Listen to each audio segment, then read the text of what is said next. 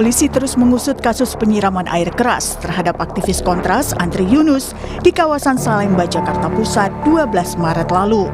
Menurut polisi, ada 4 orang terduga pelaku. Hasil ini diperoleh dari analisa rekaman CCTV di sejumlah titik di wilayah Jakarta dan lokasi kejadian. Polisi bilang mereka menunggu Andri ketika berada di sekitar SPBU Cikini Raya. Kemudian 4 orang tersebut menggunakan 2 sepeda motor mengikuti korban ke arah Jalan Salemba. Sekitar pukul 23.32 atau 23.35, para terduga pelaku terlihat berada di SPBU Cikini Raya. Selanjutnya, diduga 4 orang terduga pelaku yang menggunakan 2 sepeda motor menunggu korban di depan KFC Cikini. Kemudian mengikuti korban yang bergerak menuju Jalan Diponegoro dan selanjutnya ke arah Jalan Salemba 1. Nah, saat kejadian pada pukul 23.37 hari Kamis tanggal 12 Maret 2026 di Jalan Salemba 1 persimpangan Jalan Talang wilayah Jakarta Pusat. Di sana tempat kejadian perkara. Desakan pengusutan tuntas pelaku penyiraman air keras datang dari berbagai pihak. Salah satunya dari Yayasan Lembaga Bantuan Hukum Indonesia YLBHI. Ketua YLBHI Muhammad Isnur bilang polisi bisa cepat mengungkap pelaku berbekal CCTV. Apalagi menurutnya polisi sudah mengantongi wajah dan sidik jari pelaku termasuk jaringan para pelaku. Sekarang bagi saya adalah sudah jelas wajahnya, bahkan polisi bilang sudah mendapatkan sidik jari dan DNA-nya, berarti kan sudah jelas namanya siapa. Nah itu yang kedua. Yang kedua, kalau ketika dia bicara jaringan, berarti kemampuan jaringan ini bisa punya kemampuan menghilangkan bukti. Kecepatan gerak dari kepolisian ini diperlukan. Sementara itu, Kapolri Jenderal Listio Sigit mengaku mendapat perintah langsung dari Presiden Prabowo untuk menuntaskan kasus penyiraman air keras aktivis Kontras Andri Yunus. Presiden minta kasus diselesaikan secara profesional dan transparan. Saya telah mendapatkan perintah langsung dari Bapak Presiden untuk melaksanakan pengusutan tuntas secara profesional, transparan. Kami juga akan membuat posko pengaduan sehingga masyarakat yang mungkin mengetahui dan kemudian ingin menginformasikan maka bisa memberikan laporan langsung ke posko pengaduan. Sebagai bukti keseriusan, polisi juga membuka posko, call center, serta hotline yang bisa dihubungi masyarakat jika memiliki informasi terkait kasus tersebut. Dengan begitu, pengejaran terhadap pelaku lebih bisa diintensifkan. Posko pengaduan ada di lobi gedung Ditreskrimum Polda Metro Jaya, Jakarta. Atau Anda bisa menghubungi nomor call center 110 atau nomor hotline di 0812 8559 9191. Tim Liputan Kompas TV. Kita bahas soal pengejaran pelaku penyiraman air keras terhadap aktivis Kontras Andri Yunus bersama dengan sejumlah narasumber melalui sambungan daring. Ada Direktur LBH Jakarta sekaligus Tim Advokasi untuk Demokrasi, Bung Fadil Al-Fatan. Kemudian juga ada anggota Komisi 3 DPR RI dari fraksi PDI Perjuangan, Bung Safarudin. Selamat pagi Bapak-Bapak, Assalamualaikum. Selamat pagi. Waalaikumsalam warahmatullahi wabarakatuh. Waalaikumsalam warahmatullahi wabarakatuh. Ya, kini saya ke LBH dulu. Bung, kalau kita lihat Presiden minta kasus ini agar diusut tuntas, apakah Anda sudah melihat adanya keseriusan dari polisi untuk kemudian menindaklanjuti seperti apa dari penyerangan ini? Ya, tentunya kami menghargai seluruh upaya gitu ya dalam atau yang berorientasi untuk mengungkap kasus ini sampai dengan akar-akarnya gitu ya, sampai dengan pelaku pada level aktor intelektual. Tapi memang ada banyak hal yang menurut kami penting untuk terus didorong. Karena hingga saat ini apalagi di konferensi pers Polda Metro Jaya kemarin sudah disampaikan polisi sudah mengantongi atau mengidentifikasi pelaku, tapi sampai dengan saat ini belum ditentukan siapa tersangkanya dan belum dilakukan upaya paksa. Padahal kami juga melihat di sini dan diakui juga oleh pihak penyidik bahwa pelaku itu terlatih, pelaku terbiasa dalam disiplin organisasi dan disiplin tugas. Menurut kami kemungkinan yang merupakan faktor non yuridis yang mengganggu proses penyidikan atau bahkan merintangi proses penyidikan itu sangat rentan terjadi, sehingga langkah cepat, respon cepat untuk kemudian mengungkap pelaku baik di level lapangan maupun aktor intelektual menjadi suatu hal yang urgent untuk dilakukan. Oke, kalau Bung Safarudin, Anda melihat benar, Anda sependapat ada faktor non yuridis kemudian yang merintangi kasus ini? Jadi begini, saya melihat kemarin press release dari Polda Metro Jaya, saya kira ini perkembangannya cukup signifikan kemarin itu yang disampaikan oleh Dirkrim dari Polda Metro. Itu kan pembuktian secara ilmiah, ya, melalui CCTV, dan itu sangat-sangat akurat, komprehensif, teliti dan teliti dan akurat itu nanti. Detail sekali, mulai dari berangkat dari TKP, mundur dan itu luar biasa kemarin saya lihat perkembangan penyelidikan dan penyidikan yang. Nah, mungkin yang ditunggu itu kan hasil lapor tentang DNA dan sidik jari yang harus segera didapatkan, sehingga antara alat bukti dengan alat bukti yang lain saling mendukung. Saya kira dari Komisi 3 kemarin juga sudah memberikan press release, ada 6 poin, antara lain Komisi 3 sangat mendukung Polri jangan ragu-ragu di dalam melakukan langkah-langkah penyidikan. Dari LBH juga mungkin nanti bisa kita berdialog bagaimana kita mendorong Polri supaya betul-betul secara cepat mengungkap ini, transparan, profesional, dan akuntabel. Betul-betul harus diungkap siapa sih pelakunya itu, kemudian siapa yang membantu dan siapa aktor intelektual.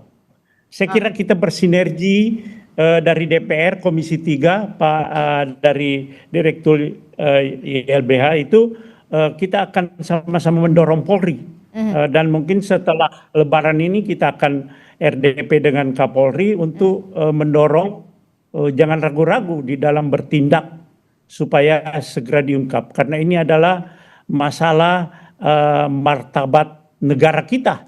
Ini merusak sendi-sendi demokrasi kita, melanggar hak asasi manusia, dan di internal kita, di nasional maupun internasional. Saya kira ini tidak ada pilihan, harus diungkap secara tuntas. Kalau dari Komisi 3 DPR ini sudah jelas mendorong agar polisi tidak ragu-ragu untuk mengungkap siapa sebenarnya identitas dari para pelaku penyerangan. Kalau menurut Bung Fadil, sudah ada CCTV-nya tadi Bung Safarudin mengatakan sudah jelas, kemudian ada bukti juga sidik jari yang sudah dikantongi oleh polisi. Jadi apa sebenarnya yang membuat keraguan polisi untuk bisa segera mengungkap siapa sebenarnya pelaku penyerangan dari Andri Yusuf ini?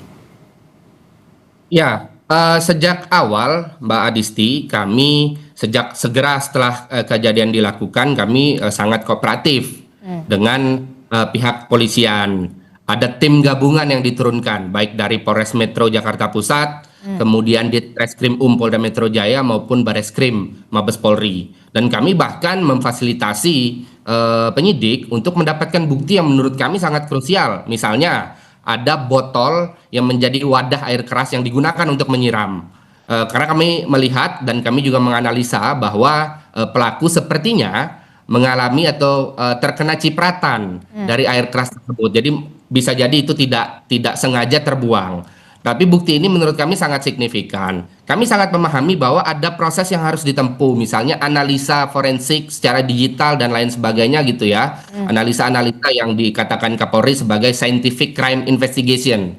Kami memahami itu, tapi kami juga memiliki banyak sekali kekhawatiran bahwa upaya-upaya lain secara non yuridis itu dilakukan oleh pihak-pihak yang merasa tidak ingin pengungkapan ini dilakukan secara komprehensif. Maka dari itu kami sepakat juga sebenarnya dengan Pak Safarudin dan kawan-kawan di Komisi 3 DPR RI. Tapi kami merasa DPR RI seharusnya bisa berbuat lebih. Misalnya mendorong agar ada atau dibentuk tim independen investigasi yang dapat melapisi proses penyidikan.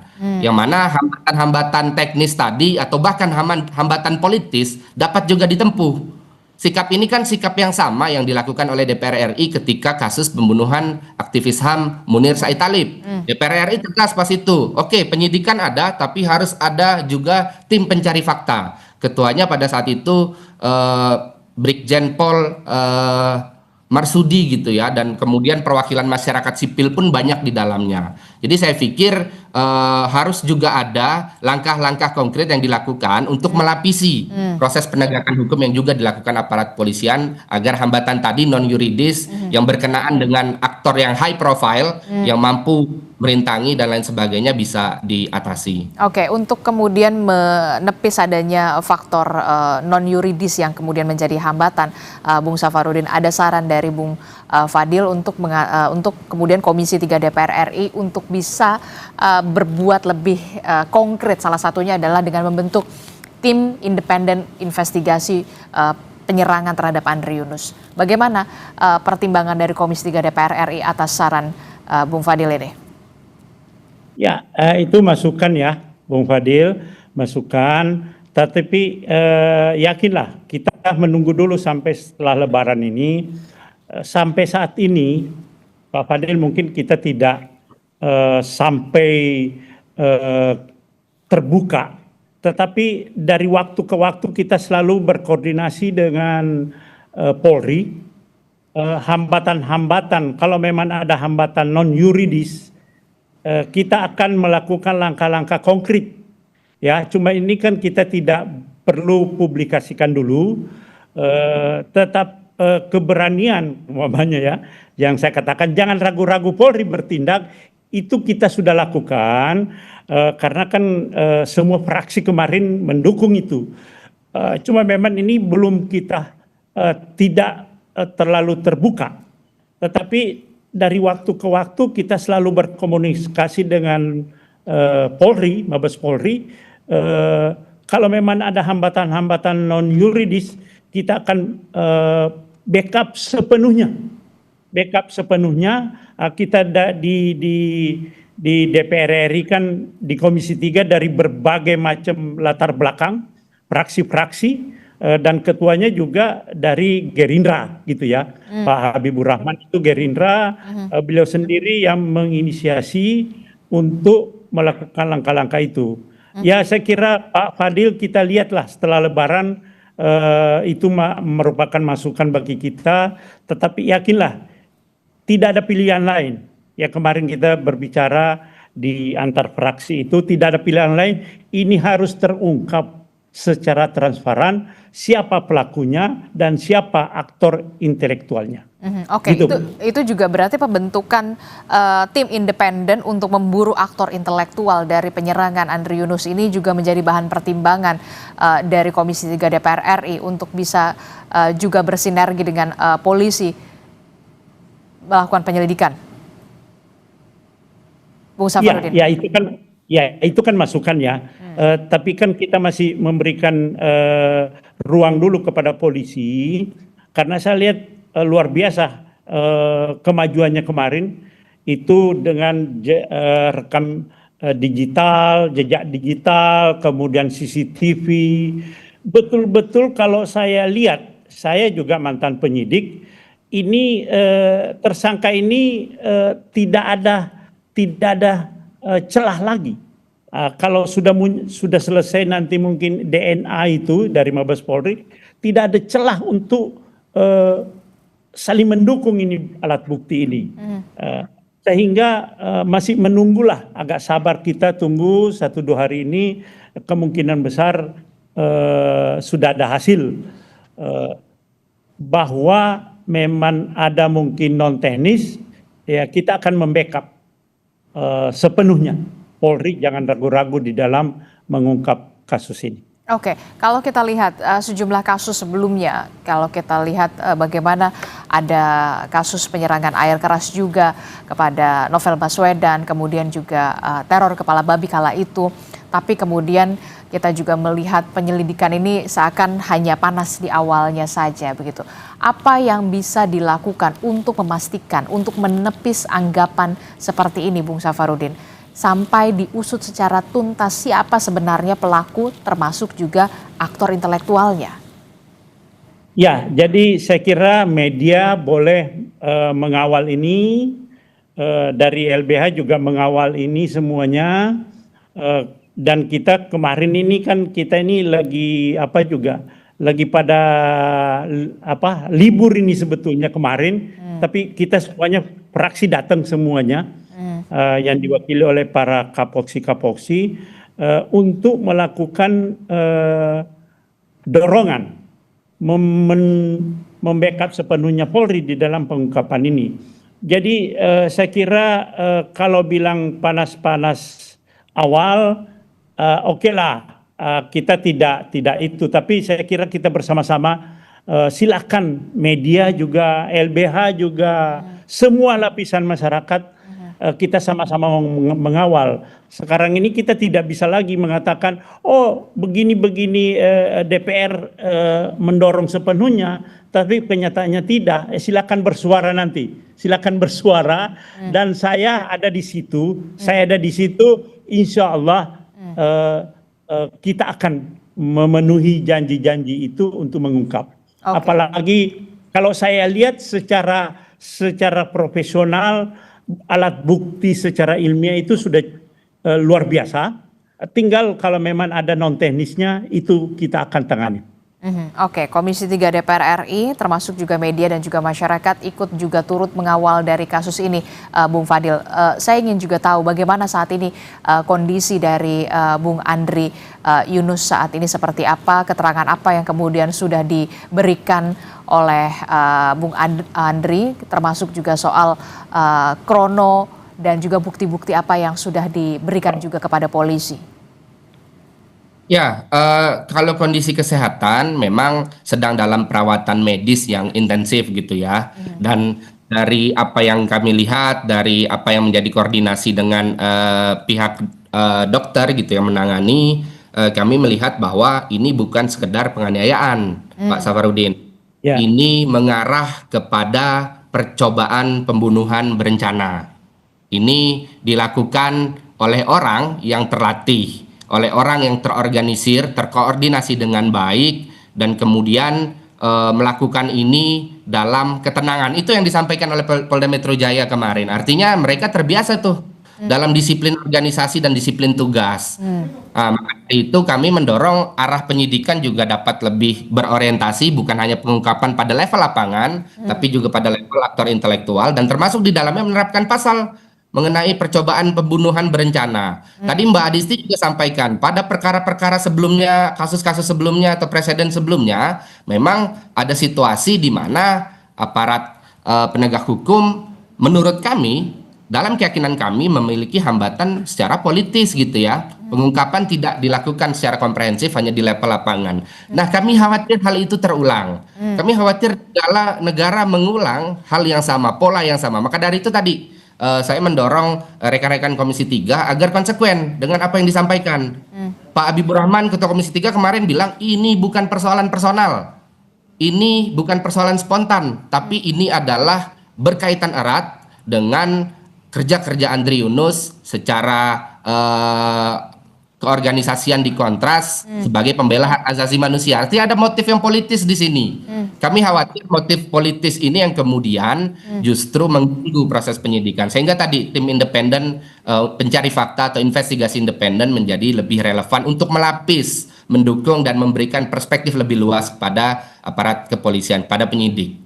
Oke, menarik sekali kalau disebutkan oleh Bung Fadil, ini bukan alasan personal, ini ada hubungannya dengan kerja-kerja yang saat ini dilakukan oleh Bung Andri Yunus yang kemudian kita tahu beliau secara vokal bersuara soal hak asasi manusia. Bagaimana kemudian Bung Safarudin dan Komisi 3 DPR RI bisa mengawal secara penuh, jangan sampai ini hanya eksekutor di lapangan saja, tidak menyentuh kepada aktor intelektual.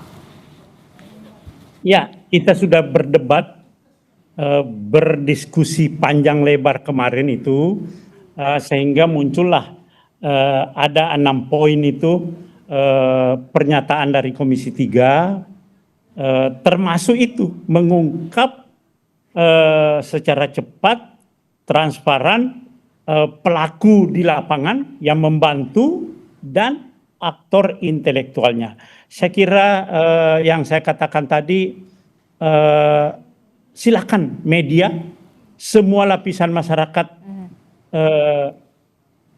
boleh mengawal ini dan boleh menagih janjinya. Saya kira dari Kompas TV juga boleh menelpon saya kalau memang ini tidak terwujud. Kita lihat semuanya nanti, ya kan, namanya juga ada perkiraan-perkiraan kita, mungkin ada kejadian waktu yang lalu, tapi saya kira kejadian ini harus betul-betul kita ungkap.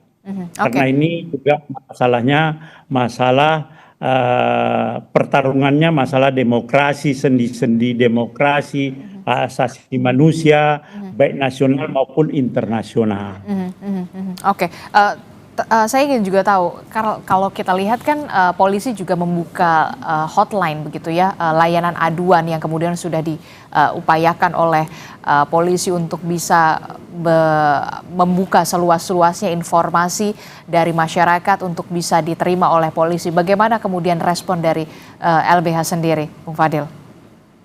Ya, saya pikir sebagai metode sah-sah saja upaya untuk mengakselerasi proses penyidikan. Tapi kami berharap ini bukan sekedar gimmick saja gitu ya. Ini betul-betul diseriusi dan kemudian dalam orientasi tadi mencari bukti, mencari fakta guna membuat terang apa yang sebenarnya terjadi. Menurut kami sah-sah saja. Tapi dalam pengalaman kami misalnya sebelumnya ketika melakukan pendampingan terhadap kasus penyiraman air keras terhadap Novel Baswedan, kami juga mencoba pada saat itu, posko itu dibuka juga pada saat itu. Kami mencoba, tapi ternyata kendala teknisnya ada. Misalnya nomornya tidak bisa dihubungi, customer service-nya tidak melakukan langkah-langkah yang responsif dan lain sebagainya. Tapi kami husnuzon lah dengan apa yang sekarang apalagi di bulan Ramadan ya, apa yang diupayakan tentunya kami anggap sah-sah saja, tapi intinya kami berharap ini serius, ini merupakan langkah yang konkret untuk kemudian tadi